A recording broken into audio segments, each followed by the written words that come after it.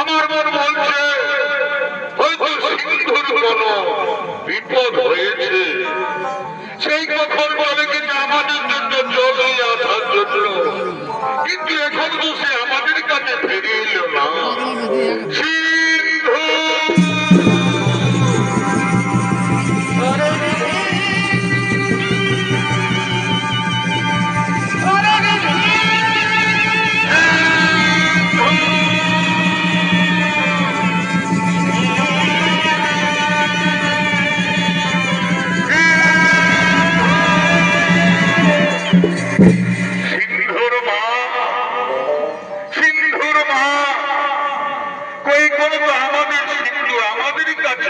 জল নিয়ে ফিরে এলো না। আমরা যে সহ্য করতে পারি না, আমাদের বুক ছটফট করছে। না, তুমিও কথা বলো না, আমাদের সিন্ধুর কোনো বিপদ হতে পারেনি। সে আসবে, সে আমাদের কাছে জল নিয়ে আসবে, আমাদের জল খাওয়াবে, আমরা প্রাণ ফিরে পাবো। তুমি কেঁদো না, তুমি কেঁদো না। সিন্ধুর মা, সিন্ধুর মা, ওই তো আমাদের সিন্ধুর পায়ের শব্দ শোনা যাচ্ছে। আমাদের সিন্ধু আসছে, আমাদের সিন্ধু জল নিয়ে আমাদের কাছে আসছে। ওরে সিন্ধু, এত কেন দেরি করলি? আই বাবা, তুই আমাদের কাছে তাড়াতাড়ি আয়, আমাদের জল খাওয়া, আমাদের প্রাণ বাঁচা। দে সিন্ধু, দে বাবা, আমাদের গলা শুকিয়ে গেছে, দে বাবা, তুই আর দেরি করিস না। দে সিন্ধু, তুই আর দেরি করিস না, তুই তার কে আপনি? আমাদের সিন্ধু তো এমন ভাবে আমাদের জল খাওয়ায়নি, তবে কে আপনি? পরিচয় দেন, তা না হলে অভিশাপ দেব। মুনিবর, আমি অযোধ্যার মহারাজ দশরথ, অযোধ্যার মহারাজ দশরথ। আপনি এসেছেন এই রাজন, আমাদের সিন্ধুর সাথে আপনার কি দেখা হয়েছে? আমাদের সিন্ধু গেছিল ওই নদীর পারে জল আনতে, তার সাথে আপনার কি দেখা হয়েছে? মুনিবর, আজ আমি মহাপাপী মুনিবর, আজ আমি মহাপাপী রাজা দশরথ। কেন রাজা, কি পাপ করেছো তুমি? আমাদের কাছে বলো, কি পাপ করেছো তুমি? মুনিবর, আপনাদের সিন্ধু ওই নদীতে জল তুলতেছিল, আমি মৃগীর অপেক্ষা করে বসেছিলাম। আমি মনে মনে ভাবলাম হয়তো কোনো হরিণী জল পান করছে। আমি আর কাল বিলম্ব না করে আমি আমার শব্দ বেদি বাণ নিক্ষেপ করি, আর সেই মানে আপনাদের সিন্ধুকে আমি হত্যা করেছি। মুনিবর, আমি হত্যা করেছি।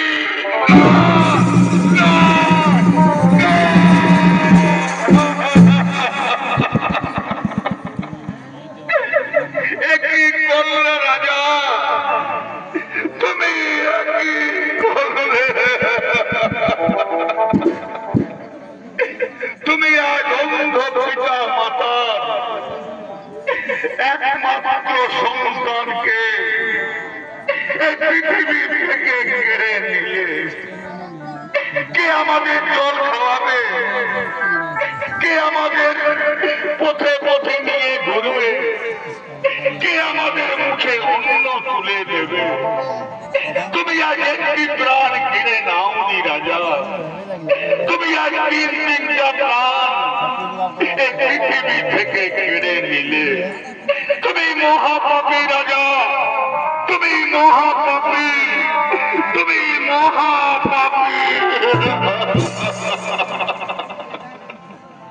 হে রাজন, আজ আমরা যেমন আমাদের পুত্র সখে হাহাকার করতে করতে আমরা প্রাণ ত্যাগ করব, ঠিক একদিন তুমিও তোমার পুত্র সখে হাহাকার করতে করতে প্রাণ হারাবে রাজা। এই হলো অন্ধমুনির অভিশাপ। হে মুনিবর, আপনার অভিশাপকে আশীর্বাদ মনে করে আমি মাথা পেতে নিলাম। কিন্তু হে মুনিবর, আমার যে কোনো পুত্র সন্তান নেই, আমি যে অপুত্র, আমি যে 8 গুণা রাজা মুনিবর, আমি যে 8 গুণা রাজা দশরথ। কি বললে? তোমার পুত্র সন্তান নেই? না, তা হতে পারে না। অন্ধমুনির অভিশাপ কোনদিন মিথ্যা যাবে না। অচিরে তোমার গৃহে 4টি সন্তান হবে, আর সেই সন্তানের শোকে তুমি একদিন প্রাণ হারাবে রাজা। এই হলো অন্ধমুনির অভিশাপ। হে রাজন, তুমি একবার আমাদের সিন্ধুর কাছে নিয়ে চলো রাজা, তুমি আমাদের সিন্ধুর কাছে নিয়ে চলো।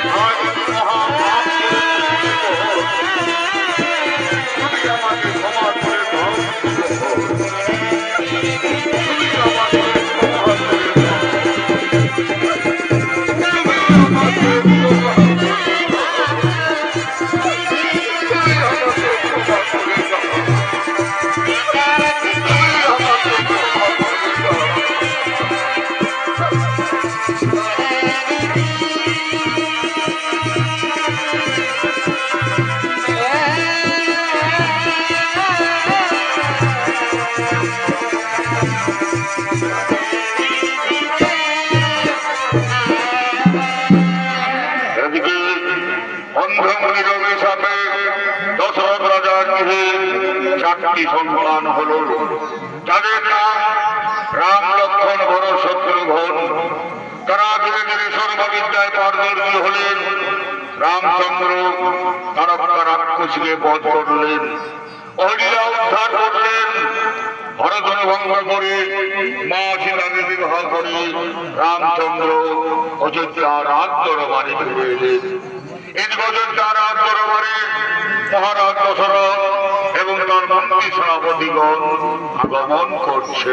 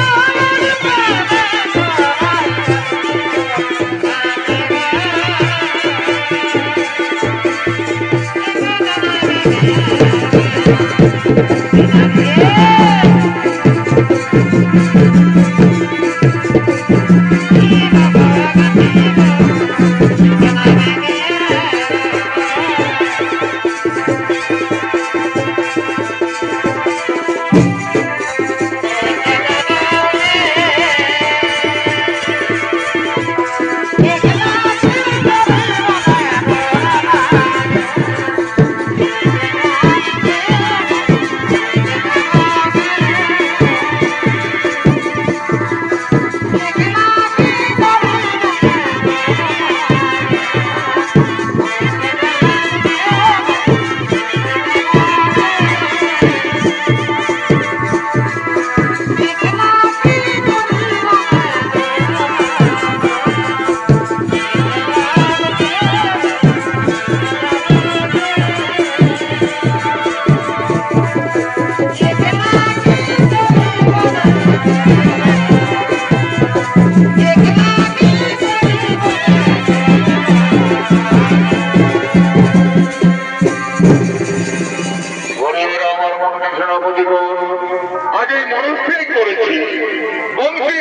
পুরুষের ন্যায় আমি আমার জ্যেষ্ঠপুত্র রামচন্দ্রকে অযোধ্যা রাজা করে আমি 5 বছর সন্ন্যাসন করতে চাই। তোমাদের এই মতামত আমার কাছে তোমরা প্রকাশ করো ভাই। মহারাজ, এ তো অত্যুত্তম প্রস্তাব মহারাজ। আমরা সকলে চাই, অযোধ্যাবাসী সকলে চাই, এরপর আপনি অযোধ্যা রাজা করুন রামচন্দ্রকে, তাতে আমরা সকলে আনন্দিত আছি মহারাজ। পরিবার আমার মন্ত্রী সেনাপতিগণ, তারপরে এই মুহূর্তে অযোধ্যার প্রতিটি ঘরে ঘরে সংবাদ জানিয়ে দাও, কাল সুপ্রভাতে আমার জ্যেষ্ঠ পুত্র রামচন্দ্র হবে অযোধ্যা রাজা। তারা যেন সকলে অযোধ্যা রাজ দরবারে আসেন, আমার ছেলে রামকে আশীর্বাদ দেন। তার জন্য এই মুহূর্তে অযোধ্যার প্রতিটি ঘরে ঘরে সংবাদ জানিয়ে দাও। তাই হবে মহারাজ, তাই হবে।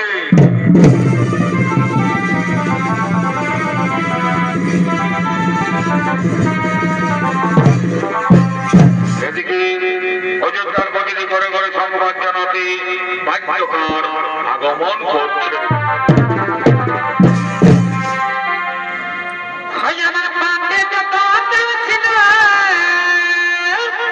রাম রাম রাম রাম রাম রাম রাম রাম রাম।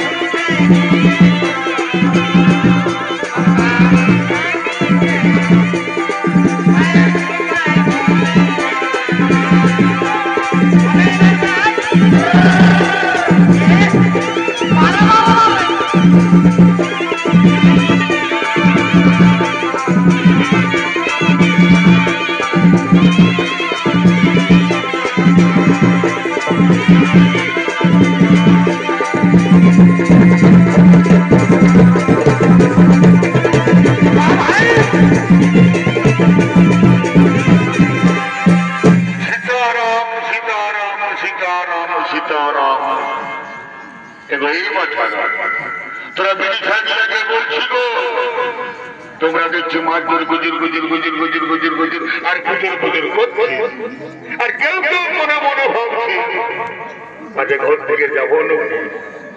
এই জন্য আমাদের পুরুলিয়ার কবি গান লিখে দেখো যে বিড়ি খায়ের মন বুঝা বড় হয়। এই দাদা, তোমরা জানো তোমাদের কাছে আমি কেন এসেছি? তোমরা প্রচুর জানো। দাদু দিদিরা ঝুমছে আচ্ছা আচ্ছা নড়বো নড়বো কি সালা মদন গাজানো দিল সে খাইছে রে, তোরা শিখাইছি তো ভালো করিয়ে বলবে। কি সালা আমার মনে হচ্ছে সব মদ গাজার দিল সে খায়ে ডিং ডাং হয়ে সব ভুলে গিয়ে যাইছে, তো ভালো করিয়ে বলবে, ভালো করিয়ে বলবে। রাস্তাটুকু ভরতে গেল কাল অযোধ্যায় দশরথ রাজার বেটা রাম রাজা হবে। এই জন্য মহারাজ তোমাদেরকে সবাইকে নিমন্ত্রণ করতে পাঠাইছে। দেখো মা, মসি, কাকি, জেঠি, তোমরা কে সবাইকে বলছিল তোমরা কেউ ঘরে থাকো না বাছা, তোমরা সবাই যাবে অযোধ্যার রাজ দরবারে।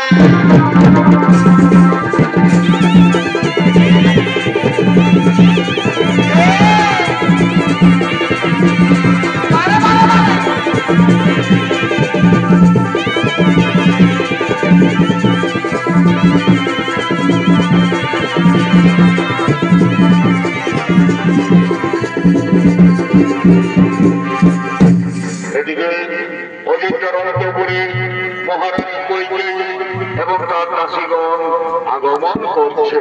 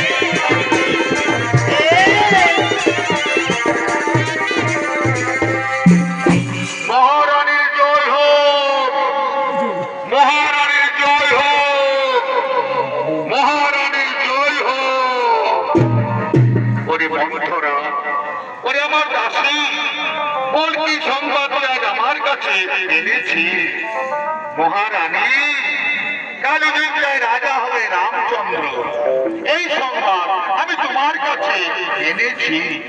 ওরে মন্থরা, একটু অতি আনন্দের সংবাদ আজ আমার কাছে এনেছি। কালীগঞ্জায় রাজা হবে রামচন্দ্র, এর থেকে আর আমার কাছে আনন্দের সংবাদ হতে পারেনি মন্থরা। এই নেওয়ার পড়ার রত্নহার তোকে আমি পুরস্কারে পুরস্কৃত করলাম। মহারানী, রাম রাজা হবে আর তোমার তো আনন্দ কিসে? না রে মন্থরা, তুই আমার বলিস না রাম আমার জ্যেষ্ঠ পুত্র, সে আমাকে সর্বক্ষণ মামা বলে ডাকে, তাই রাম রাজা হলে আমার কোনো দুঃখ নেই রে মন্থরা। মহারানী, তুমি ভেবে দেখো, রাম রাজা হলে ভরত হবে রামের দাস, আর তুমি হবে কৌশল্যা দাসী। তার থেকে তোমার মৃত্যু অনেক ভালো রানী। তুমি মরে যাও, তুমি মরে যাও। নারী মন্থরা, তুই আমার বলিস না রাম আমি ভরতের থেকে অনেক ভালোবাসি, যে আমাকে সর্বক্ষণ মামা বলে ডাকে, তাই রাম রাজা হলে আমার কোনো দুঃখ নেই রে মন্থরা। মহারানী, তুমি ভেবে দেখো, আর তুমি যদি আমার কথায় চলো, তবে আমি তোমার ছেলে ভরতকে অযোধ্যা রাজা করে দেব। কেমন করে হবে দাসী আমার ছেলে ভরত অযোধ্যা রাজা? বলবি কেমন করে হবে আমার ছেলে ভরত অযোধ্যা রাজা? মহারানী, পূর্বে দেবতা দানবদের যুদ্ধে মহারাজ ক্ষতবিক্ষত হয়ে এসেছিলেন, তখন মহারাজকে তুমি সেবা যত্ন করে ভালো করেছিলে। তখন মহারাজ তোমাকে দুটি বর দিতে চেয়েছিল। আজ তুমি মহারাজের কাছে সেই দুটি বর চেয়ে নাও। এক করে করো তোমার ছেলে ভরতকে অযোধ্যা রাজা, আর এক করে করো রামকে 14 বছর বনবাসী। হেরে মন্থরা, আজ আমি তাই করবো। আজ আমি মহারাজের কাছে দুটি বর চাইব। একবারে করব আমার ছেলে ভরতকে অযোধ্যা রাজা, আর একবারে করব রামকে 14 বছর বনবাসী। মহারানী, তুমি তোমার অলঙ্কার খুলে ফেলো, তুমি মাটিতে পড়ে থাকো, তবেই তুমি মহারাজের কাছে ওই তুমি বর পাবে। ওই তো মহারাজ তোমার কাছেই আসছে। এখন আমি আসি রানী, এখন আমি আসি। মহারানী,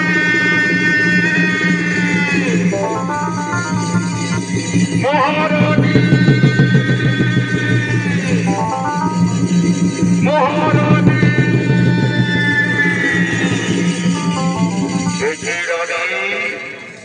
কেন আনন্দের দিনে মাটিতে পড়ে রয়েছ? তোমার কি কোনো অসুখ করেছে, নাকি তোমাকে কেউ কোনো করেছ? না রাজা না, আমার করিনি কোনো অসুখ, আমাকে কেউ কোনো করেনি অপমান।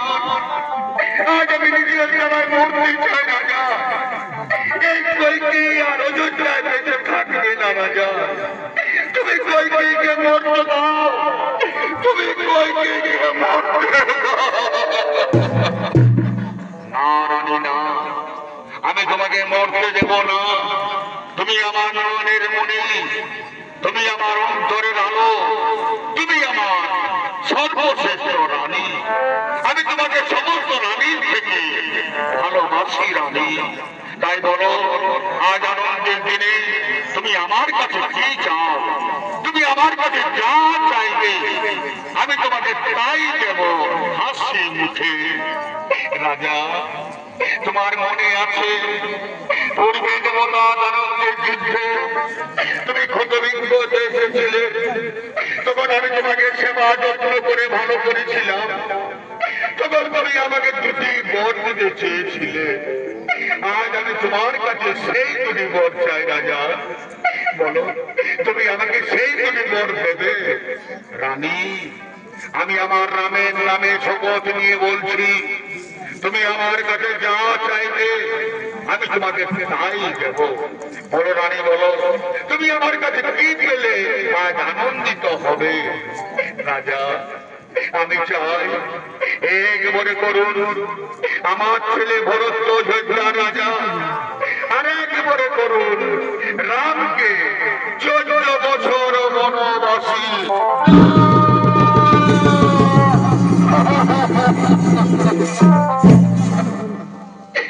না রানী না, তুমি এই বর আমার কাছে চেও না, তুমি অন্য বর আমার কাছে চাও। তুমি অন্য বর আমার কাছে যা চাইবে আমি তোমাকে তাই দেব, কিন্তু তুমি আমার কাছে এই বর চেও না। না রাজা না, অন্য বরে আমার প্রয়োজন নেই রাজা। যদি আপনি আমাকে দেবেন দুটি বর, এক বরে করুন আমার ছেলে ভরত অযোধ্যা রাজা, আর এক বরে করুন রামকে 14 বছর বনবাসী।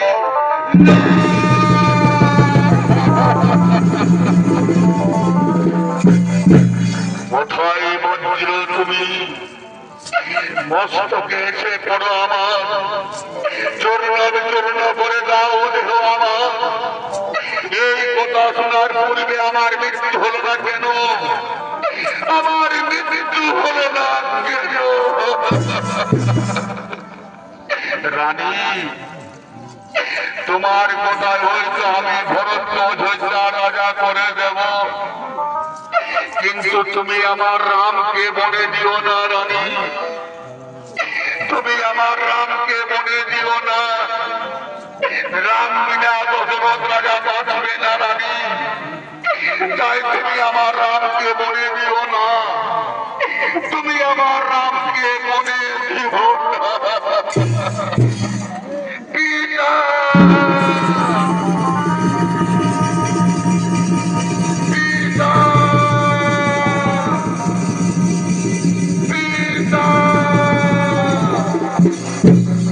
পিতা, কেন সিংহাসন ছেড়ে মাটিতে পড়ে আছেন?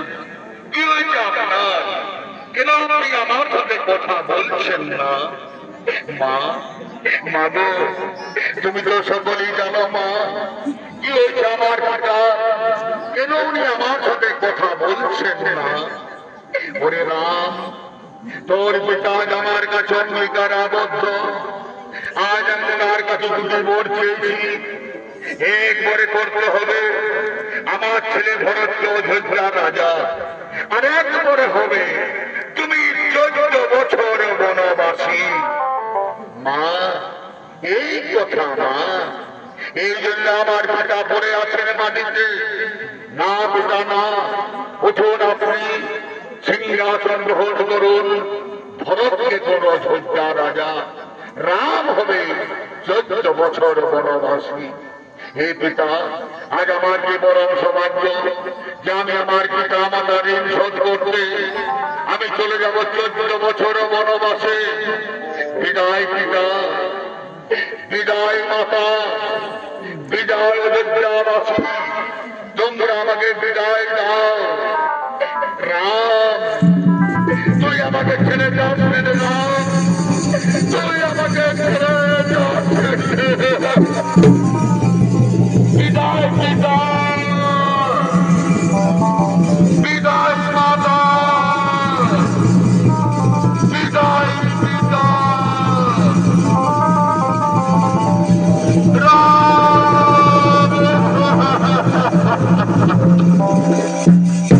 এদিকে রাম লক্ষ্মণ সীতা চলে গেলেন বনবাসে। সেই সংগ্রামে অযোধ্যায় মহারাজ দশরথের মৃত্যু হল। এদিকে রাম লক্ষ্মণ সীতা চিত্তপুর পর্বতে আগমন করছে।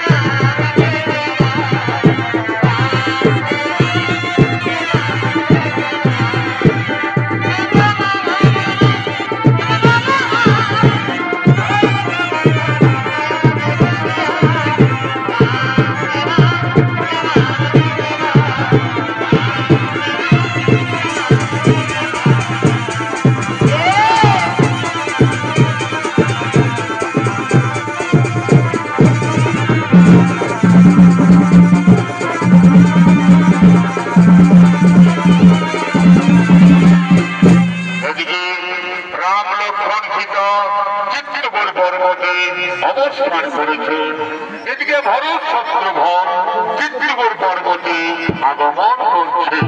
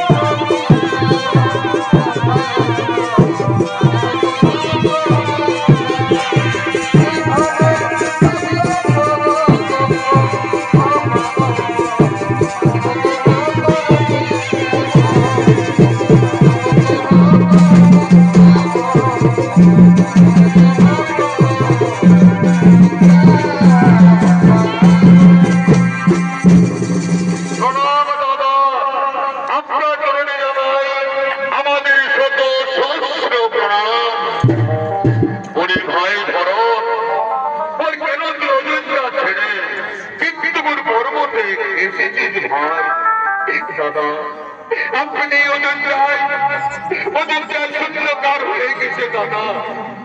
আপনি অযোধ্যায় শ্মশানে পরিণত হয়ে গেছে। তাই তো আপনার কাছে আমরা এসেছি দাদা। ওরে ভাই ভরত, বলে যা বাজিত বলে কুশলে আছেন তো? আমার পিতা আমার মাতারা কেমন আছেন ভাই? দাদা ও কথা আপনি বলবেন না দাদা, ও কথা আপনি বলবেন না। আপনি চলে এলেন বনবাসে, আর আপনার চোখে আমাদের পিতা হারাম হারাম করতে করতে তিনি চলে গেলেন স্বর্গবাসে। পিতা ওরে ভাই ভরত, একই কথা শোনালে রে ভাই আজ আমাকে, একই কথা শোনালে রে ভাই আমাকে। দাদা আপনাকে নিয়ে যেতে এসেছি আমি অযোধ্যায়, আপনি আমার সাথে ফিরে চলুন। তা নয় ভরত, আপনার সামনে প্রাণ করবে। আরে ভাই ভরত, তুই কথা আমার বলিস না। আমি যে পিতৃসন্ত পালনের জন্য 14 বৎসরে ছিলি বনবাসে, আমি যদি অযোধ্যায় ফিরে যাই তবে সূর্য বংশের নামে অলঙ্কিত হবে। ওরে ভাই, তুই আমার আদেশে অযোধ্যায় ফিরে যা ভাই। দাদা আমার আদেশ আমি অমান্য করতে পারি না দাদা, কিন্তু আমি অযোধ্যায় ফিরব না। আমি ফিরব নন্দী গ্রামে। আপনার পায়ের পাদুকা আমার মস্তকে তুলে দিন, নিয়ে যাব নন্দী গ্রামে। সিংহাসনে বসাবো আপনার পাদুকা, আপনার পাদুকায় হবে রাজা, আমি কেবল উপলক্ষ মাত্র। ওরে ভাই, এই কথা, এই না আমার পায়ের পাদুকা। দিন দাদা, দিন আমার মস্তকে তুলে আমি নিয়ে যাব নন্দী গ্রামে। দাদা আজ ভরতের শেষ নিবেদন, আমি একদিন গুনে গুনে 14 বৎসর পার করব। যেদিন 14 বৎসর পূর্ণ হবে সেই দিন যদি আপনার গ্রামে না দেখি অযোধ্যায়, সেই দিন আর ওই ভরত পৃথিবীতে বেঁচে থাকবে না দাদা। পৃথিবী ছেড়ে চলে যাবে। ওরে ভাই ভারত, আমি তোকে কথা দিলাম যেদিন 14 বছর পূর্ণ হবে সেই দিন আমি অবশ্যই ফিরব অযোধ্যা। এবার তুই ফিরে যা ভাই। বিদায় দাদা, বিদায় দাদা। ধরো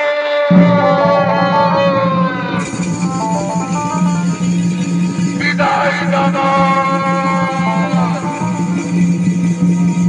ধরো।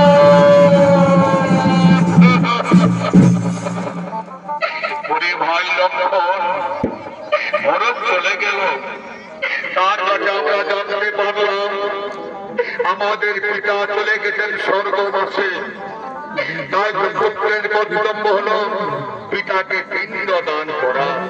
ওরে ভাই, আজ আমরা ভিখারি, আজ আমরা অরণ্যের মাঝারে মুনি পতিদের কাছে গিয়ে ভিক্ষে করব, তারপর আমরা আমাদের পিতাকে পিণ্ড দান করব। সীতা, তুমি এই সার্বভৌম ফিরে বসে অপেক্ষা করো, আমরা করে ভিক্ষে করে তোমার কাছে ফিরে আসবো। হে প্রভু, আপনি চলে যান ভিক্ষা দিলে আমি আপনার অপেক্ষায় বসে থাকবো প্রভু।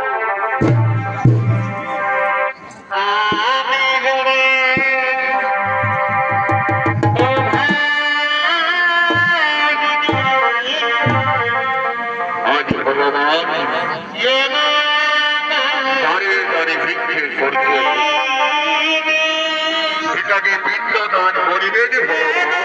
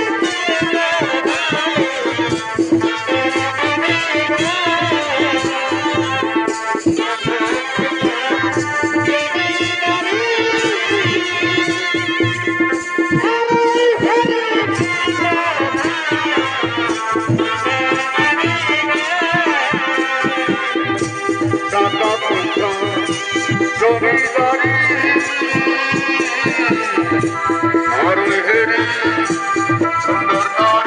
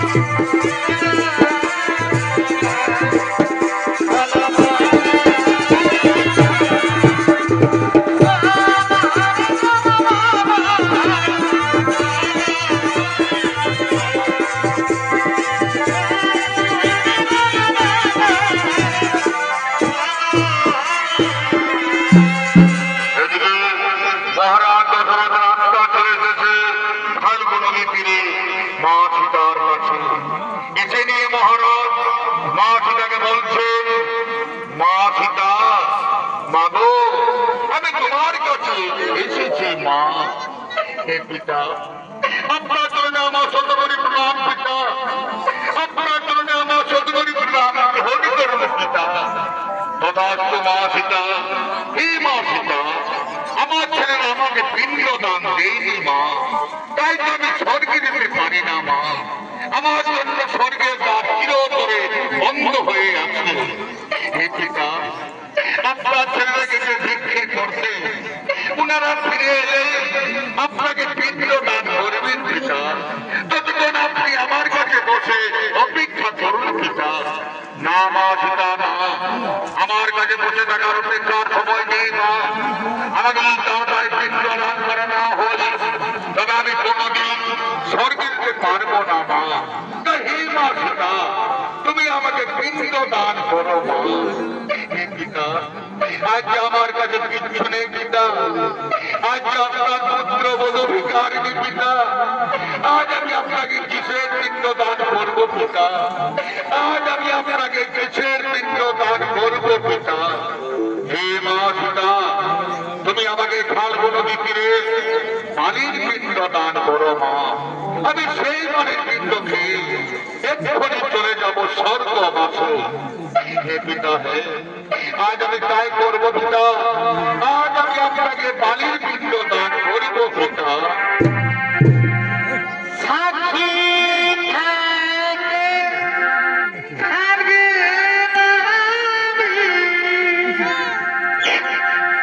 সাক্ষী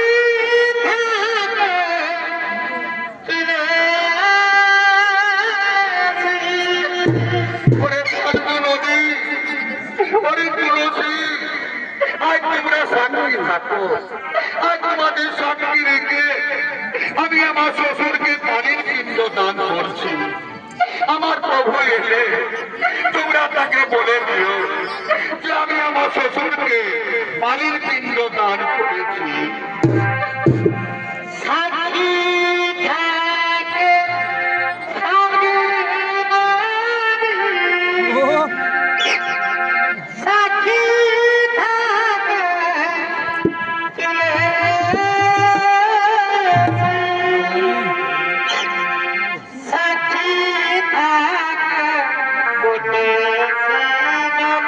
শ্বশুরকে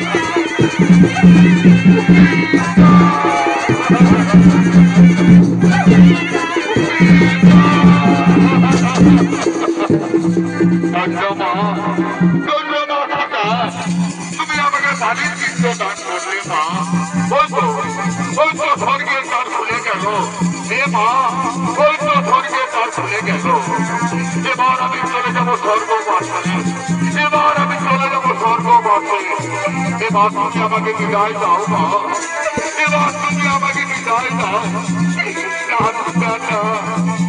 তুমি আমাকে ছেড়ে চলে যেও না পিতা, তুমি আমাকে ছেড়ে চলে যেও না, তুমি আমাকে চলে গেলে আমি আর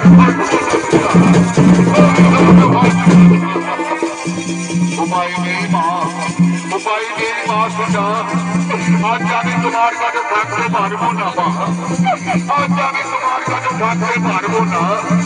এবার তুমি আমাকে বিদায় দাও মা, এবার তুমি আমাকে বিদায় দাও, বিদায় মা।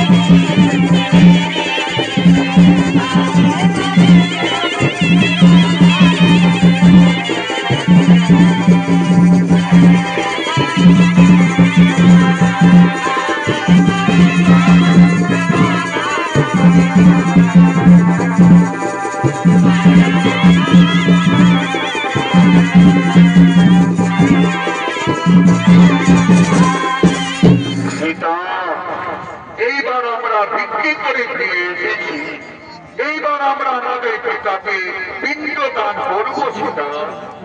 হে প্রভু, আপনি চলে গেলেন ভিক্ষা করতে, তখনই আমাদের পিতা আমার কাছে এসেছিলেন এই ফাল্গু নদীর তীরে, এসে তিনি আমাকে পানির পিণ্ড চাইলেন, আমি ওনাকে পানির পিণ্ড দান করলাম, আর উনি চলে গেলেন স্বর্গবাসে। সীতা, কেন তুমি আমার কাছে মিথ্যা কথা বলছো? আমার পিতা তো এইখানে আসতে পারেননি সীতা। না না প্রভু, আমি মিথ্যা কথা বলিনি প্রভু, আমি আপনার শপথ নিয়ে বলছি, আমাদের পিতা আমার কাছে এসেছিলেন, আমি ওনাকে পানির পিণ্ড দান করলাম, আর উনি চলে গেলেন স্বর্গবাসে। সীতা, তুমি যে আমার পিতাকে পানির পিণ্ড দান করেছ, তোমার কাছে কেউ কি সাক্ষী আছে? আছে প্রভু, আমার কাছে ফাল্গু নদী সাক্ষী আছে। ওরে ফাল্গু নদী, তুই তো দেখেছি তোর সামনে, তোকে সাক্ষী রেখে আমি আমার শ্বশুরকে পানির পিণ্ড দান করেছি। তুমি এই কথা আমার বহুকে বলে দাও, তুমি আমার মার রক্ষা করো, তুমি আমার মার রক্ষা করো। না সীতা না, আমি মহারাজ দশরথকে এইখানে আসতে দেখিনি। কি বললে, কি বললে? ওরে ফাল্গু নদী, তুমি দেখেনি আমার প্রভুর কাছে মিথ্যা কথা বলে দিলে, তুমি দেখেনি আমার প্রভুর কাছে আমাকে মিথ্যাবাদী সাজালে।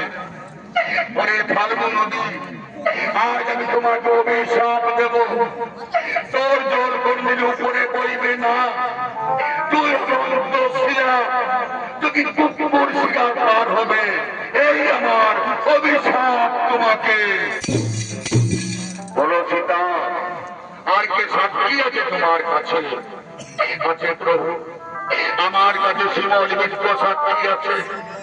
পরে শিমল বৃক্ষ, তুই তো দেখেছি তোর সামনে, তোকে সাক্ষী দেখে আমি আমার শ্বশুরকে পানির পিণ্ড দান করেছি। তুমি এই কথা আমার প্রভুকে বলে দাও, তুমি আমার মা রক্ষা করো, তুমি আমার মা রক্ষা করো। না সীতা না, আমি মহারাজ দশরথকে এইখানে আসতে দেখিনি। কি বললে, কি বললে? ওরে শিমল বৃক্ষ, তুমি ও দেখে নিয়ে আমার প্রভুর কাছে মিথ্যা কথা বলে দিলে। ওরে শিমল বৃক্ষ, আজ আমি তোমাকে অভিশাপ দেব, তোর ফুলের সুগন্ধ থাকবে না, তোর ফুলে দেবতাদের পূজায় কোনদিন লাগবে না, এই আমার অভিশাপ তোমাকে। বলো সীতা, আর সাক্ষী আছে তোমার কাছে। আছে প্রভু, আমার কাছে মা তুলসী সাক্ষী আছে। মা গো, তুমি তো দেখেছো মা, তোমার সামনে তোমাকে সাক্ষী দেখে আমি আমার শ্বশুরকে পানির পিণ্ড দান করেছি। তুমি এই কথা আমার বহুকে বলে দাও, তুমি আমার মার রক্ষা করো, তুমি আমার মার রক্ষা করো। না সীতা না, আমি মহারাজ দশরথকে এইখানে আসতে দেখিনি। মা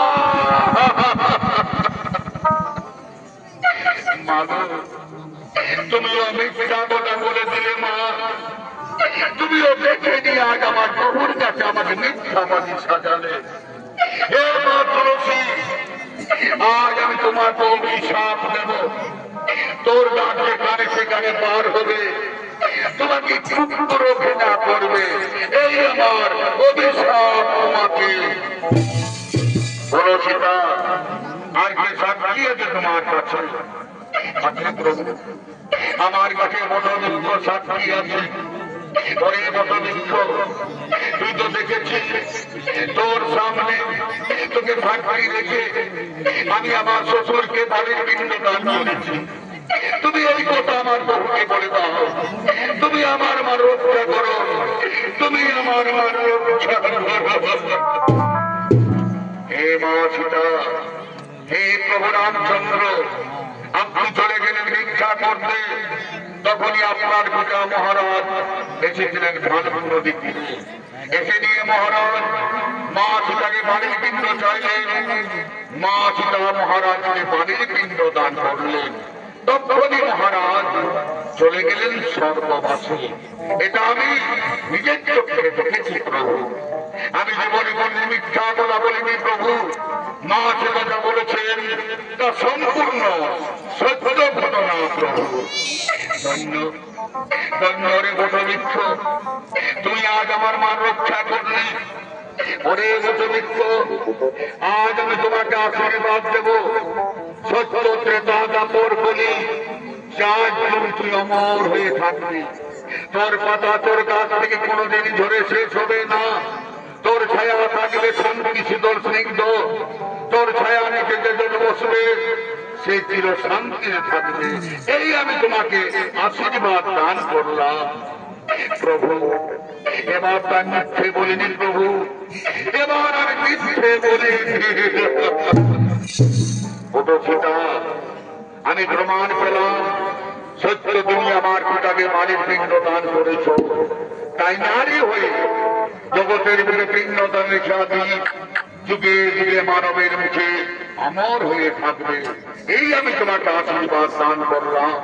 শোনো সীতা, শোনো ভাই লক্ষণ, এইবার আমরা চিত্তপুর পর্বত থেকে চলে যাব পঞ্চবতী বনে। আজ দু হাত তুলে বলবে কৃষ্ণ না, পূর্ণ হবে সকল মনস্কার। আজ দু হাত তুলে বলবে কৃষ্ণ না, পূর্ণ হবে সকল মনস্কার। আজ প্রেমানন্দে বাহু তুলে, আজ প্রেমানন্দে বাহু তুলে, না চলে মন পথে পথে, আজ প্রেমানন্দে